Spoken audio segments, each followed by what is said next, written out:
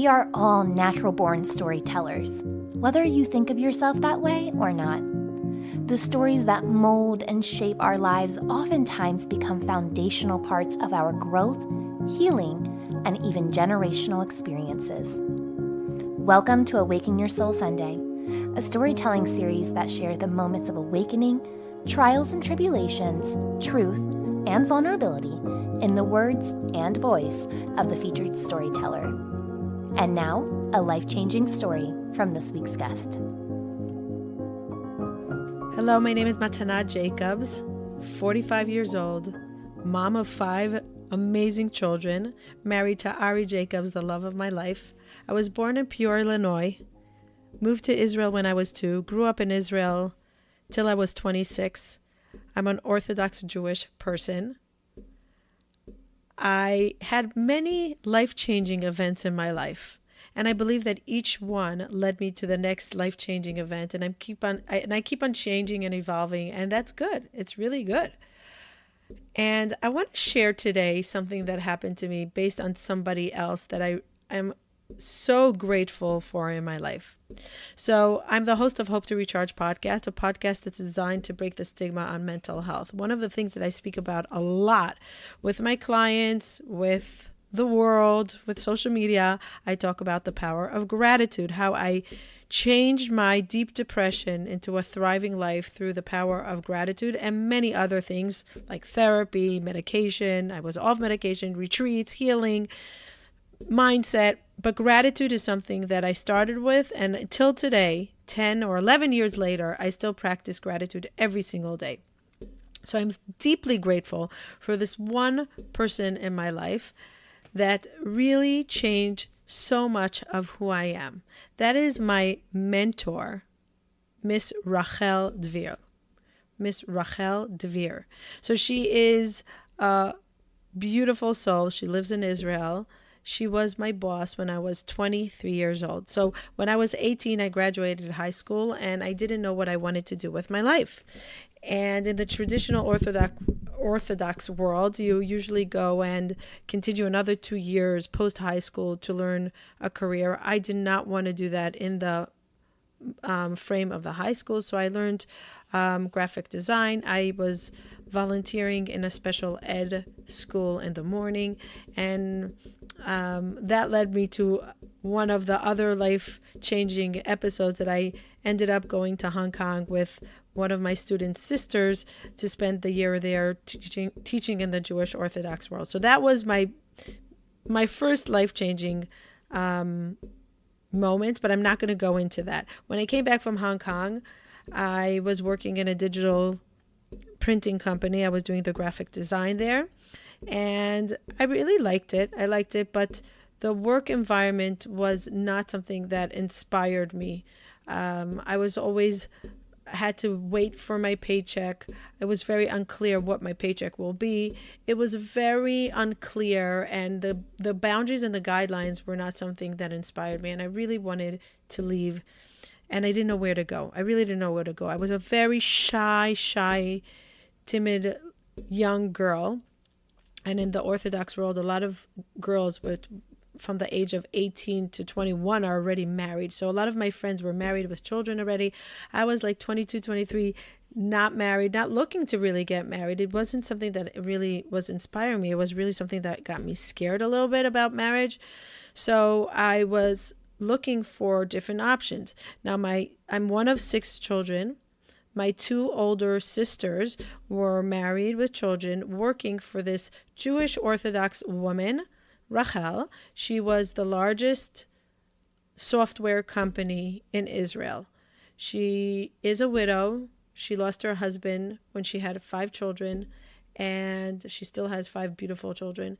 And she decided that she had to start a company to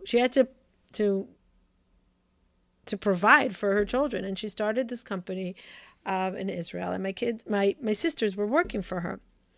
And I thought that to go work for her would be beyond my capabilities, because it was something that I didn't even know what they were doing.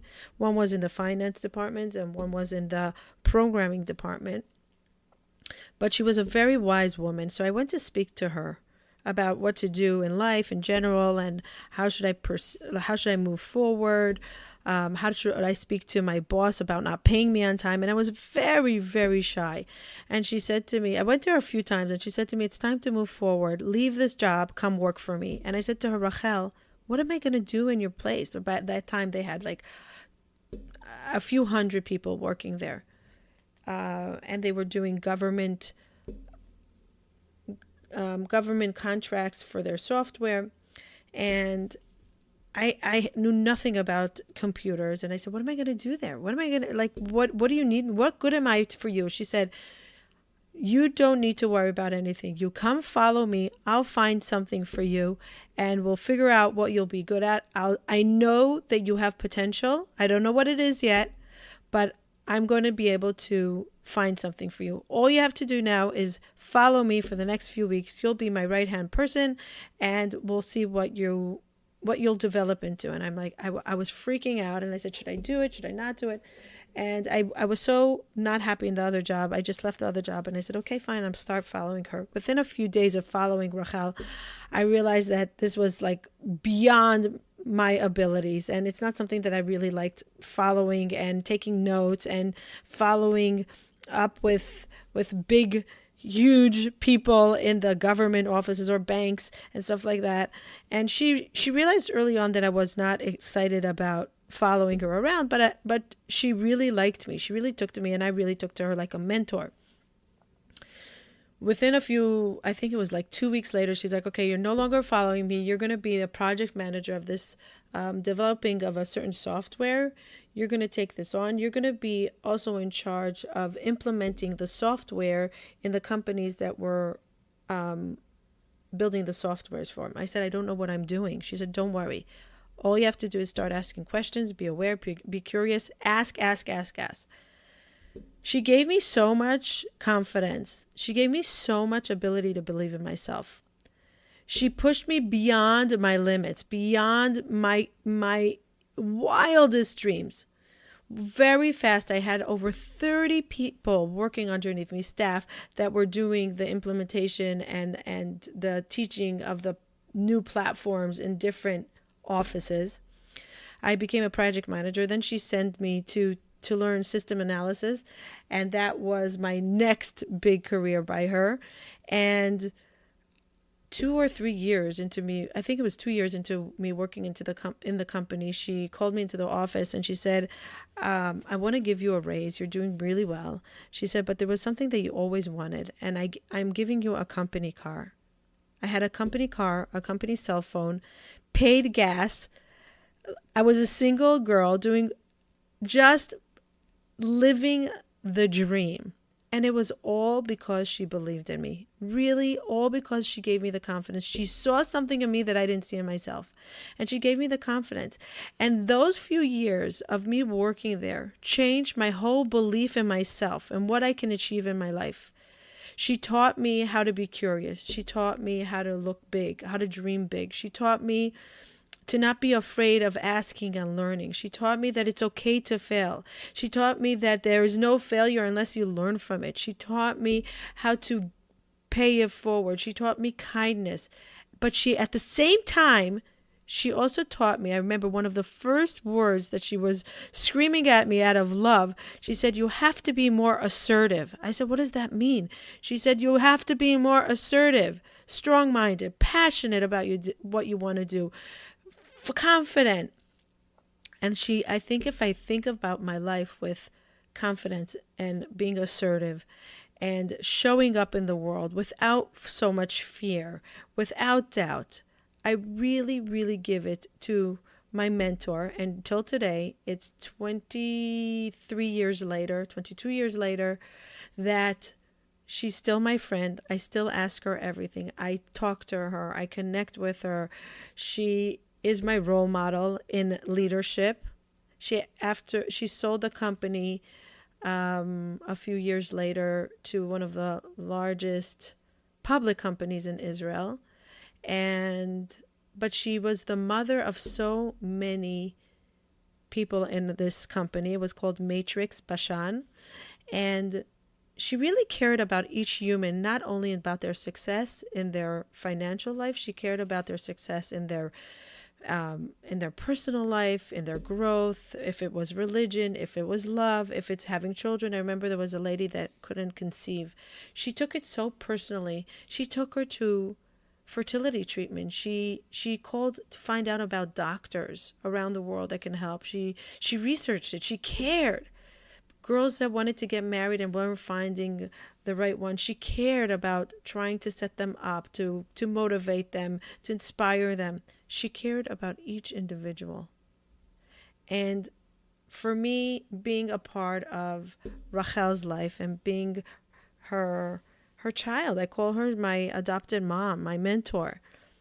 She changed my life. She changed everything of my existence by the way she gave me. She trusted in me. She saw something in me that I couldn't see. She removed the doubt. And she was okay if I was messy. She was okay if I wasn't doing 100%. She was okay teaching me. And for that, I'm deeply, deeply, deeply grateful till today. And a lot of what I am is thanks to Rachel. That is my life-changing experience. That was the beginning of so many more huge, huge things that happened in my life. But it was all based on the confidence that she gave me that we can overcome big things, we could do big things, and we have the power to do big things. We set our mind to achieve goals, make it clear, go get it, learn, evolve, change. She was very into change, into travel. I used to travel with her a lot. So when I was 22 years old, when my boss didn't pay me, she changed my life, and she gave me confidence, and she gave me a huge stepping stone for my future. For more information on this week's guest, visit the episode notes section on mindbizlife.com. And if you'd like to share your story with us, click on the Awaken Your Soul tab on mindbizlife.com and fill out the submission form. Don't forget to share this episode with a friend, and be sure to give the podcast a 5-star rating and review on Apple Podcasts or wherever it is that you tune in and turn it up. Join me on Wednesday for more life mastery conversations, but until then, remember, every level of life is an opportunity to grow. Be well, my friend.